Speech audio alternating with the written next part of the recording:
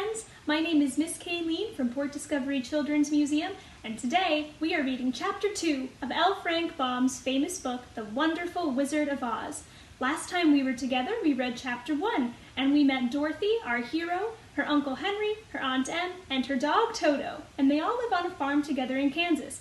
But life on the farm is pretty hard, and things are not going so great right now.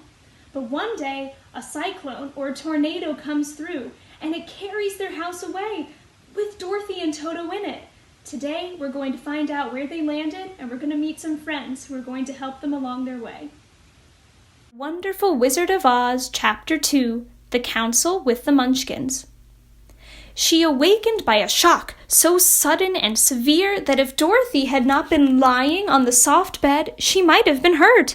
As it was, the jar made her catch her breath and wondered what had happened, and Toto put his cold little nose into her face and whined dismally.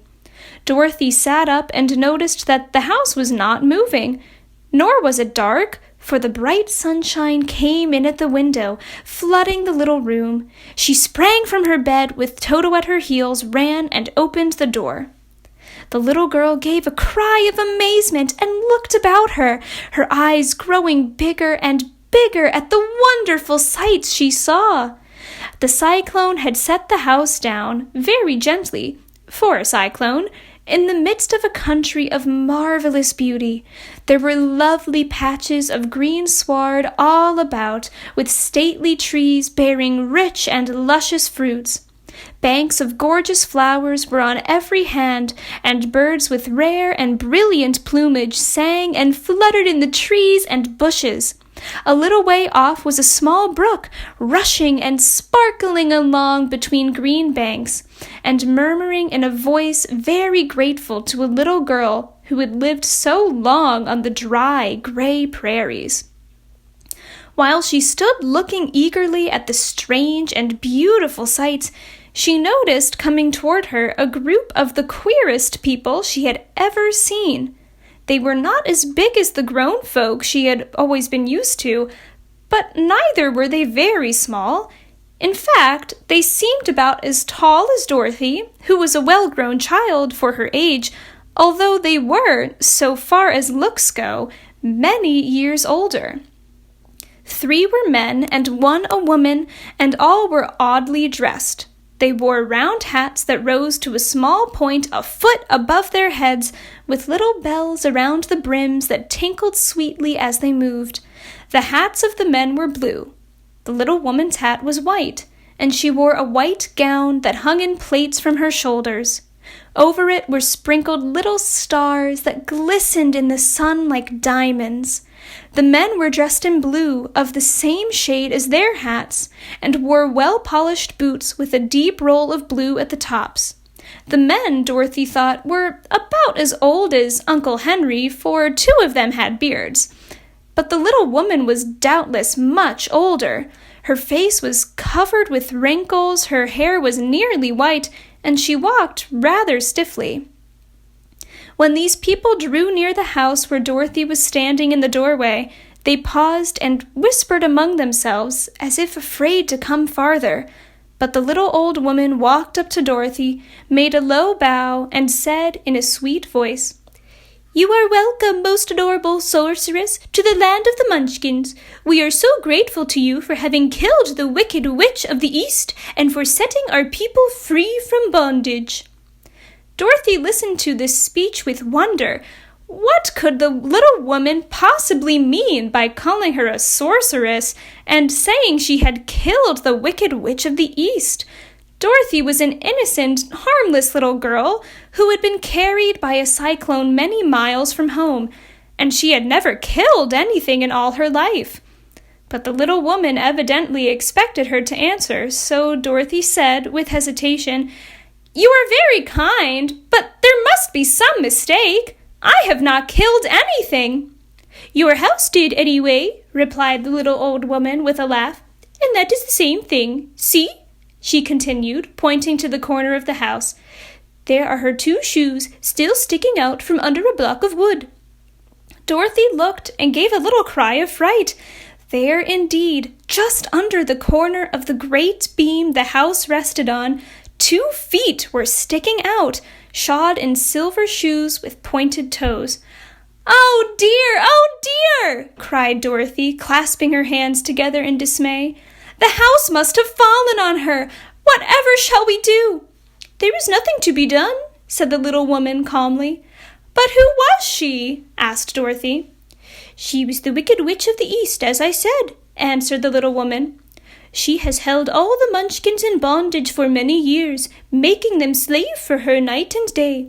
Now they all are set free, and are grateful to you for the favor." "Who are the Munchkins?" inquired Dorothy.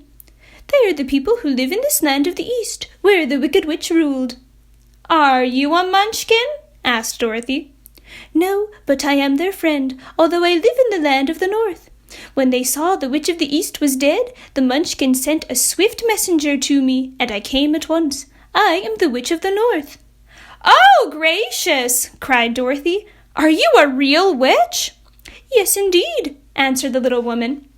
"But I am a good witch, and the people love me. I am not as powerful as the Wicked Witch who ruled here was, or I should have set the people free myself." "But I thought all witches were wicked," said the girl, who was half frightened at facing a real witch.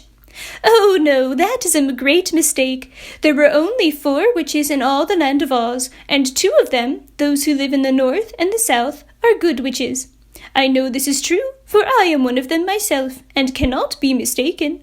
Those who dwelt in the east and the west were, indeed, wicked witches, but now that you have killed one of them, there is but one wicked witch in all the land of Oz, the one who lives in the west."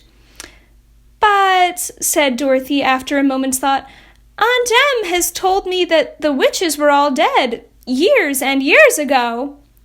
"Who is Aunt Em?" inquired the little old woman. "She is my aunt who lives in Kansas, where I came from." The Witch of the North seemed to think for a time, with her head bowed and her eyes upon the ground. Then she looked up and said, "I do not know where Kansas is, for I have never heard that country mentioned before. But tell me, is it a civilized country?" "Oh, yes," replied Dorothy. "Then that accounts for it. In the civilized countries, I believe there are no witches left, nor wizards, nor sorceresses, nor magicians. But you see, the land of Oz has never been civilized, for we are cut off from the rest of the world. Therefore, we still have witches and wizards among us." "Who are the wizards?" asked Dorothy. "Oz himself is the great wizard," answered the witch, sinking her voice to a whisper. "He is more powerful than all the rest of us together. He lives in the City of Emeralds." Dorothy was going to ask another question, but just then the Munchkins, who had been standing silently by, gave a loud shout and pointed to the corner of the house where the Wicked Witch had been lying. "What is it?" asked the little old woman, and looked and began to laugh. The feet of the dead witch had disappeared entirely, and nothing was left but the silver shoes.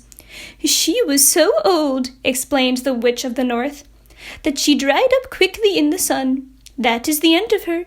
But the silver shoes are yours, and you shall have them to wear." She reached down and picked up the shoes, and after shaking the dust out of them, handed them to Dorothy. "The Witch of the East was proud of those silver shoes," said one of the Munchkins, "and there was some charm connected with them, but what it is we never knew." Dorothy carried the shoes into the house and placed them on the table. Then she came out again to the Munchkins and said, "I am anxious to get back to my aunt and uncle, for I am sure they will worry about me. Can you help me find my way?" The Munchkins and the witch first looked at one another, and then at Dorothy, and then shook their heads. "At the east, not far from here," said one, "there is a great desert, and none could live to cross it." "It is the same at the south," said another, "for I have been there and seen it. The south is the country of the Quadlings." "I am told," said the third man, "that it is the same at the west, and that country, where the Winkies live, is ruled by the Wicked Witch of the West, who would make you her slave if you passed her way." "The north is my home," said the old lady, "and at its edge is the same great desert that surrounds this land of Oz. "I am afraid, my dear, you will have to live with us." Dorothy began to sob at this, for she felt lonely among all these strange people. Her tears seemed to grieve the kind-hearted Munchkins, for they immediately took out their handkerchiefs and began to weep also. As for the little old woman, she took off her cap and balanced the point on the end of her nose while she counted 1, 2, 3 in a solemn voice. At once the cap changed to a slate, on which was written in big white chalk marks, "Let Dorothy go to the City of Emeralds." The little old woman took the slate from her nose and, having read the words on it, asked, "Is your name Dorothy, my dear?" "Yes," answered the child, looking up and drying her tears. "Then you must go to the City of Emeralds. Perhaps Oz will help you." "Where is this city?" asked Dorothy. "It is exactly in the center of the country, and is ruled by Oz, the great wizard I told you of." "Is he a good man?" inquired the girl anxiously. "He is a good wizard. Whether he is a man or not, I cannot tell, for I have never seen him." "How can I get there?" asked Dorothy. "You must walk. It is a long journey through a country that is sometimes pleasant and sometimes dark and terrible. However, I will use all the magic arts I know of to keep you from harm." "Won't you go with me?" pleaded the girl, who had begun to look upon the little old woman as her only friend.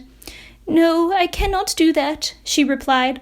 "But I will give you my kiss, and no one will dare injure a person who is being kissed by the Witch of the North." She came close to Dorothy and kissed her gently on the forehead. Where her lips touched, they left a round, shining mark, as Dorothy found out soon after. "The road to the City of Emeralds is paved with yellow brick," said the witch, "so you cannot miss it. When you get to Oz, do not be afraid of him, but tell your story and ask him to help you. Goodbye, my dear." The 3 Munchkins bowed low to her and wished her a pleasant journey, after which they walked away through the trees.